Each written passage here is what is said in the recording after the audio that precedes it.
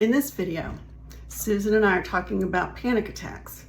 And if you know what that's about, then first I want to say I'm sorry, because that's rough.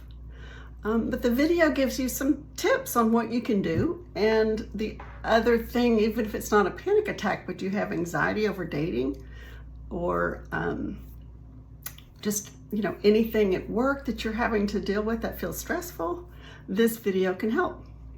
All right. Thanks. Okay, I had something that I wanted to share because I saw something where someone was talking about panic attacks. Have you ever had a panic attack? Girl, have I ever? You don't even know this, do you? No, you don't know this. What? When I was around 40, we lived in Arizona, and I was diagnosed with anxiety disorder and panic attacks. Oh, wow. But before they diagnosed me, I worked in home health, and I was going to a visit. I was going to one of my nurses to observe and make sure everything was going okay. And I thought, I was driving down the road and I thought I was having a heart attack. Mm-hmm. And I couldn't breathe. And I thought I was going to die. Yeah. And I thought, I've got to get somewhere where people see me. Yeah. Because I think I'm getting ready to pass out or my heart's getting ready to stop. Yeah. So I pull into a 7-Eleven or a Circle K. 7-Eleven was real big down there in the Phoenix area. Mm-hmm. Texas too. So I get out in the car. I go straight in the door and I start down an aisle like the candy aisle or something. And I said, I got to lay down. And I started to lay down in the aisle. And she goes, oh, no, don't lay down there. Come back here. So she takes me back there and puts me back behind the register in a little storage type room where they have all different kinds of stuff. And she calls 911. Oh, wow. So in the meantime, I said, I need air. So she turned this fan on me. There's a little fan in the floor. So she turned that on. And I didn't really know at that time what was going on. I just needed some air and to lay down. And then someone to see if you were dying. Yes, they'd call 911 before you're completely dead. So the EMTs got there, and as they were getting me up to put me on the stretcher, I started becoming aware of my surroundings. You know, when they get a new shipment of the next month's magazine, they put the old magazines back here for it to be picked up. Or it was the new magazines had been put out. I don't know, but it was a bunch of them. And somehow I had, I guess, kind of spread them out on the floor.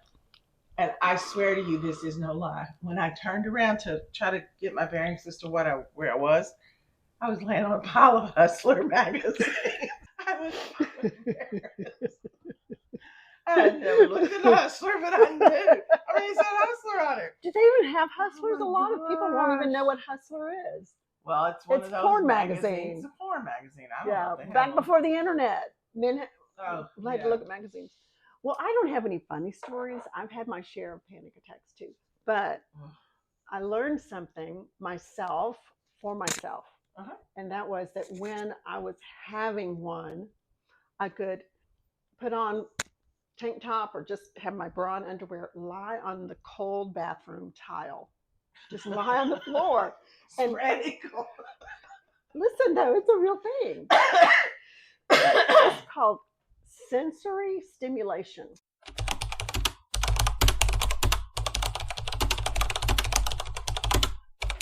I just since learned that, that's a real thing. It's that our skin has so many nerve endings in it that it is the only way to bypass your limbic system. When your amygdala and your hippocampus are firing because you're in fight or flight and you're having a panic, okay, the only thing that will override that, manual override, is a lot of stimulation on your skin. So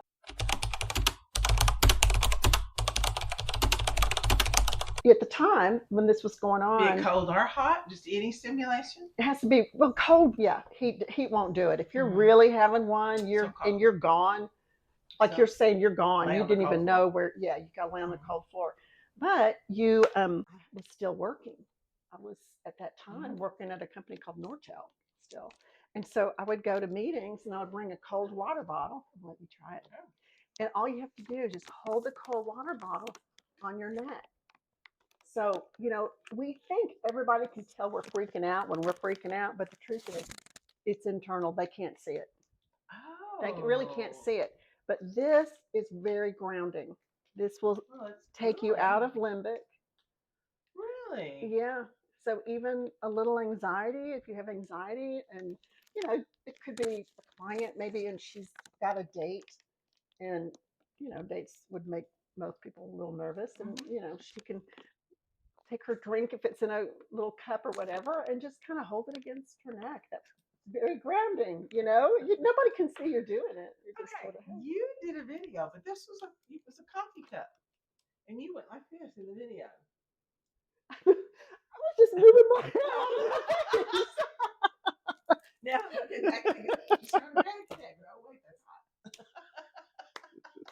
Hey, if you found this video helpful or you enjoyed it, please like and subscribe below.